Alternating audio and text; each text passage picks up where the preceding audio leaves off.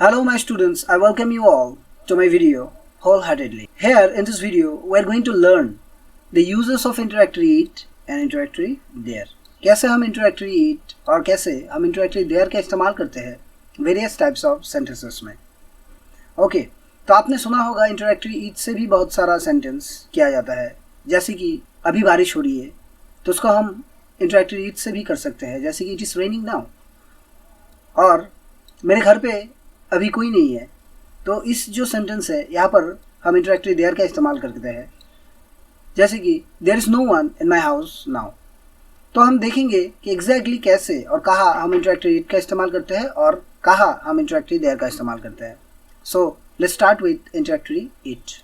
तो introductory it is used when the subject of the sentence is an infinitive phrase और clause.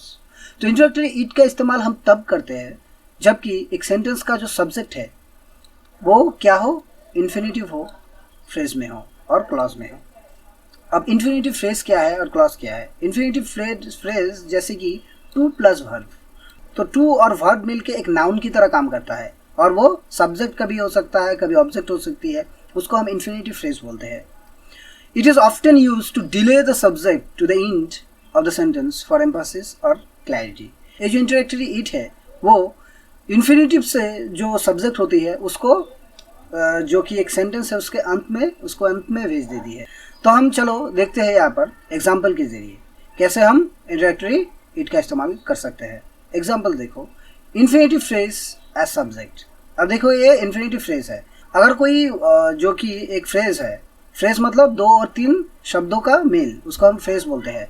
जो अगर phrase और word to से स्टार्ट हो, ठीक है, तो उसको हम इन्फिनेटिव फ्रेज बोलते हैं. जैसे कि देखो टू लर्न, एक दो जो वर्ड है वो मिलके एक फ्रेज हुआ है, इसीलिए इसको हम इन्फिनेटिव फ्रेज बोलते हैं. To learn English is important. English सीखना बहुत ही इम्पॉर्टेंट है. अब देखो इसको अगर हम इंटरेक्टिव इट से इस्तेमाल करें तो हम कैसे इसको बना सकते हैं. It is important to learn English. Important है इंग्लिश सीखना. तो देखो इंटरेक्टिव इट से भी एक सेंटेंस हो सकती है. कौन से वाली सेंटेंस? इन्फिनेटिव फ्रेज वाली सेंटेंस. ठीक है, जैसे कि मान लो to learn English is essential. ये जो सेंटेंस है हम कैसे इसको इंटरेक्टिव इट से बना सकते हैं? हम इसको बना सकते हैं कि it is essential to learn English. तो हम आगे देखते हैं क्लॉज एज सब्जेक्ट. तो क्लॉज क्या चीज़ है? थोड़ा बहुत मैं क्लॉज के बारे में यहाँ पर भी डिस्कस कर लूँगा. जैसे कि देखो, that he passed the exam surprised everyone, कि वो एग्ज़ाम पास कर लिया, ये चीज़ सभी को सरप्राइज कर दिया. ये जो है सिंपल सेंटेंस में है, एक सेंटेंस में ही बात खत्म. अब देखो इसको इंटरेक्टिव इट से भी बना सकते हैं. It surprised everyone that he passed the exam.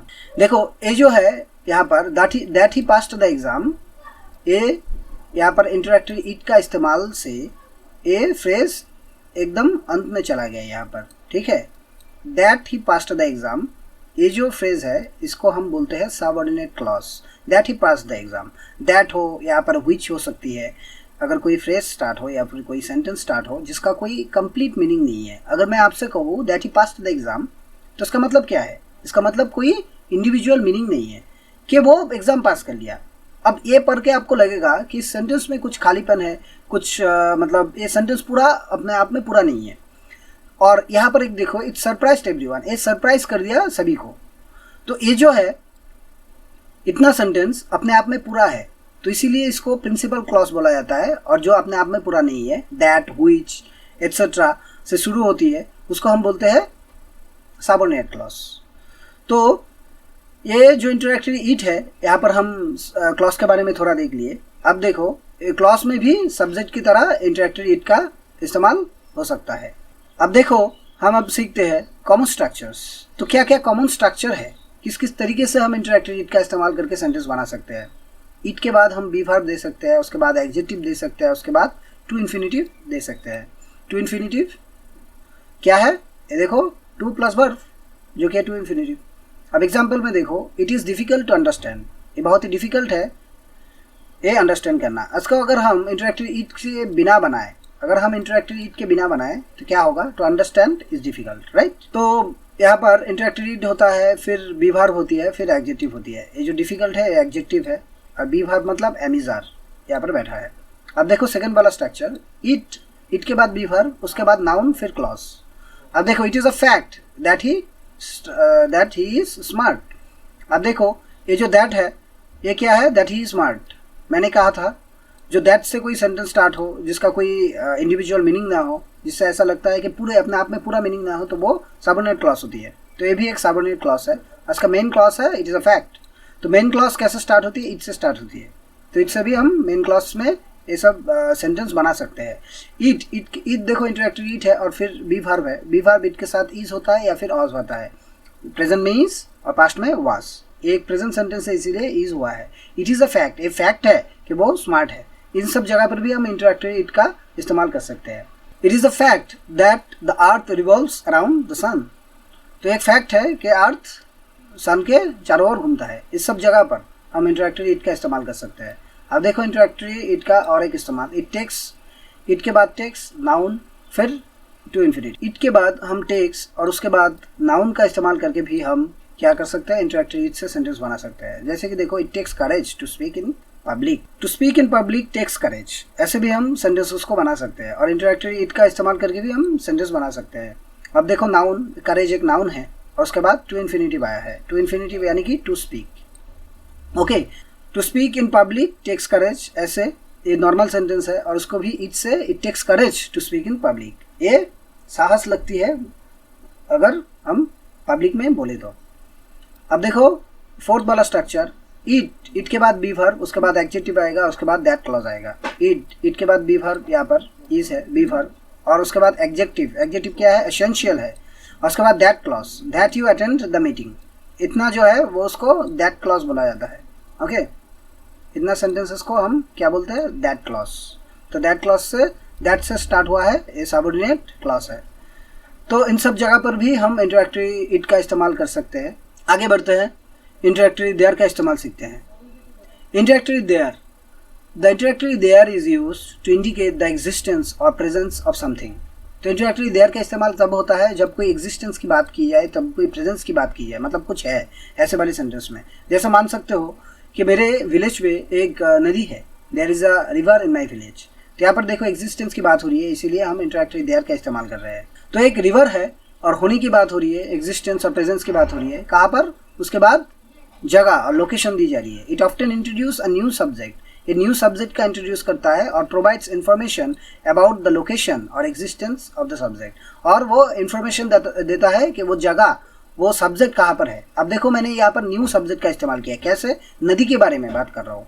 There is a river, एक रिवर है, एक न्यू सब्जेक्ट है, और वो कहाँ पर है, और वो है हमारे विलेज में। एक न्यू सब्जेक्ट की बात होगी और उसकी जगह की बात होगी। सपोज मान लो देयर इज अ पेन, एक पेन एक न्यू सब्जेक्ट है। अगर मैं कहूँ there is a pen on the table, तो वो पेन कहाँ पर है। एक पेन से हम, देयर से हम इंटरैक्टिव देयर से हम न्यू सब्जेक्ट की इंट्रोड्यूस यहाँ पर कर रहे हैं, पेन की बात यहाँ पर कर रहे हैं हम, और वो उसकी जगह की बात हो रही है। यहाँ पर पेन कहाँ पर है, ऑन द टेबल। तो एक न्यू सब्जेक्ट की बात करेगा और उसकी जगह की बात करेगा। Now let's see some examples. अब देखो अफर्मेटिव सेंटेंस यानी कि positive sentence, there is a book on the table. यहाँ पर एक न्यू सब्जेक्ट की बात हो रही है, बुक, और वो कहाँ घर, टेबल के ऊपर है, एक जगह की बात हो रही है। There are many students, students यानी कि न्यू सब्जेक्ट की बात हो रही है, और वो कहाँ पर है, इन द क्लासरूम, जगह की बात हो रही है। करेक्ट। नेगेटिव सेंटेंस में भी वही है, सिर्फ यहाँ पर नेगेटिव का सिंबल होगा। जैसे कि there isn't any milk in the fridge, fridge में कोई मिल्क नहीं है। अब देखो एक सब्जेक्ट है, मिल्क के बारे में बात हो रही है और उसकी जगह के बारे में, फ्रिज है, ठीक है। There aren't any cookies left, कोई कुकीज नहीं लेफ्ट है, लेफ्ट मतलब नहीं रहा, सारा कुकीज जो है खत्म हो चुकी है। ये देखो यहाँ पर आरंट का इस्तेमाल हो रही है, आरंट मतलब आर नॉट, तो आर नॉट का कॉन्ट्रैक्टेड फॉर्म आरंट और इज नॉट का contracted form isn't, is not isn't. Interrogative sentence, अब देखो इंटरोगेटिव सेंटेंस में is there any problem, क्या कोई प्रॉब्लम है। इन सब इंटरोगेटिव सेंटेंस को पूछने के लिए भी हम इंटरैक्टिव देयर का इस्तेमाल करते हैं। आर देयर एनी क्वेश्चंस, क्या कोई क्वेश्चंस है।